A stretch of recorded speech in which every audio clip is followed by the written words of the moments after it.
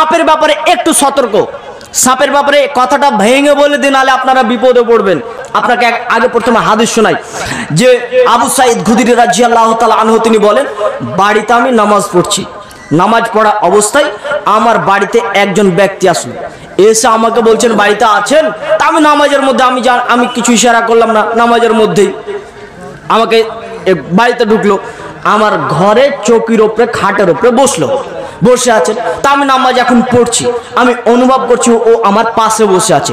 এই সময়তে আমার খাটের নিচে সরসর একটা শব্দ শুনতে পাওয়া গেল। আমি ও নামাজ পড়তেই রয়েছি, ওই ব্যক্তিকে দেখছি যে ওই চতুর্দিকে তাকাতে শুরু করেছে। কিসের শব্দ গো? তখন চৌকির নিচে দেখতে পাচ্ছে, খাটের নিচে, যে একটা বিশাল আকারের একটি সাপ দেখতে পেল। তখন ও সাপটাকে মারার জন্য তাড়াহুড়া করতে লাগলো। আমি নামাজের অবস্থায় আবু সাঈদ ওকে ইশারা করলাম, থামতে বললাম। এবার থামার পরে আমার নামাজ শেষ হলো। তখন আমি ওকে বললাম কি আছে? বলছে এই যে দেখেন আপনার খাটের নিচে একটা সাপ রয়েছে। তখন আবু সাঈদ খুদরি রাদিয়াল্লাহু তাআলা আনহু বলছেন, ওই যে সামনে একটা বাড়ি দেখছো, এই যে বাড়িটা, হ্যাঁ এই বাড়িতে একজন যুবক এই কিছুদিন হলো বিয়ে করেছে। তো আমরা খন্দকের যুদ্ধতে আমরা বের হয়েছি, আমরা গর্ত খুঁড়ছি, যুদ্ধতে রওনা হয়েছি। এই যুবক ছেলেটা প্রতিদিন আল্লাহ নবীর কাছে দুপুরে এসে বলে, আল্লাহ নবী আমি নতুন বিয়ে করেছি, একটু বাড়ি যাওয়ার জন্য অনুমতি দেন না। তখন আল্লাহ রাসূল বলছেন যাও। আমি বাড়ি, ওই ছেলেটা বাড়ি আসে। এই প্রতিদিন আস্তে আস্তে একদিন আবার আল্লাহ রাসূলকে বলছে, আল্লাহ নবী আমাকে একটু বাড়ি আসার জন্য অনুমতি দেন না, নতুন বিয়ে করেছি। আল্লাহ রাসূল বলছেন যাও। তখন আল্লাহ রাসূল ওই যখন আসছে বেরিয়ে, তখন আল্লাহ রাসূল বলছেন শোনো, বানু কোরাইজা ওরা হচ্ছে ইয়াহুদি, ওদের উপরে আমি আশঙ্কা রাখছি, তোমাকে মারতেও পারে। অতএব শোনো, তোমার বল্লমটা, তোমার যেগুলো সামানপত্র, অস্ত্র শস্ত্র, এগুলো সাথে করে নিয়ে তুমি চলে যাও। ও সাথে করে নিয়ে বের হলো। এবার যেতে যেতে বাড়িতে যাবে, তার আগেই দেখতে পাচ্ছে তার স্ত্রী ঘর থেকে বের হয়ে আসে। ঘর থেকে বের হয়েছে দেখে তোর মাথা গরম, স্ত্রী ঘর থেকে বের হবে মানে। তখন সব্বলটাকে বল্লমটাকে বের করে নিয়ে একদম তার স্ত্রীকে মারার জন্য রেডি। ঘোড়া থেকে নেমেই চোখকে গরম করে তার স্ত্রীর দিকে মারতে যাবে। তখন স্ত্রী বলছে থামুন থামুন থামুন, একটু ঘরের দিকে চলুন তো।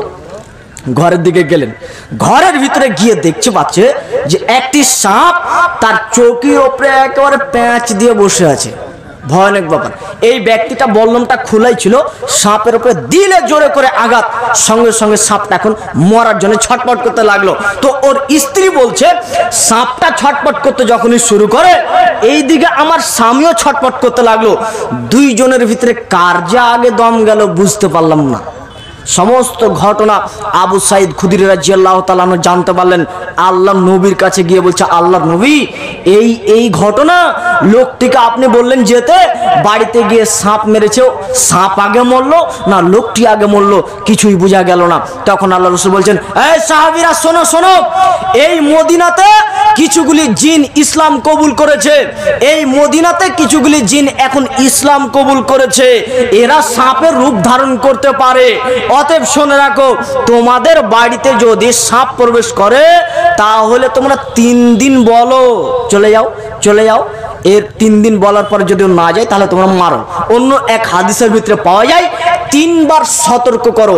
তাহলে বাড়ি ঘরে উঠানে যদি সাপ দেখতে পাওয়া যায় তাহলে কি করতে হবে বাবা সাহেব? সতর্ক করতে হবে। বুঝতে পারেন নাই?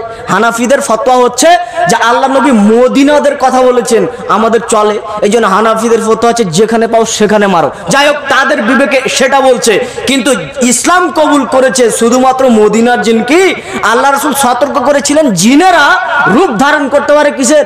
সাপের। তাহলে ওখানকার শুধু কি আমাদের এখানকার পারে না? পারে তো।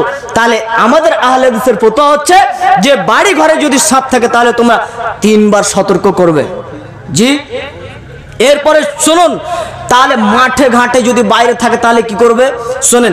আব্দুল্লাহ ইবনে মাসউদ রাদিয়াল্লাহু তাআলা আনহু তিনি বলেন যে একদা আমরা পাহাড়ি এলাকায় গিয়েছিলাম, একটি গুহা, একটি গর্তের মধ্যে আমরা ওখানে বসে রয়েছি। এই সময়তে একটি সূরা নাজিল হলো, সূরাটির নাম হচ্ছে সূরা মুরসালাত।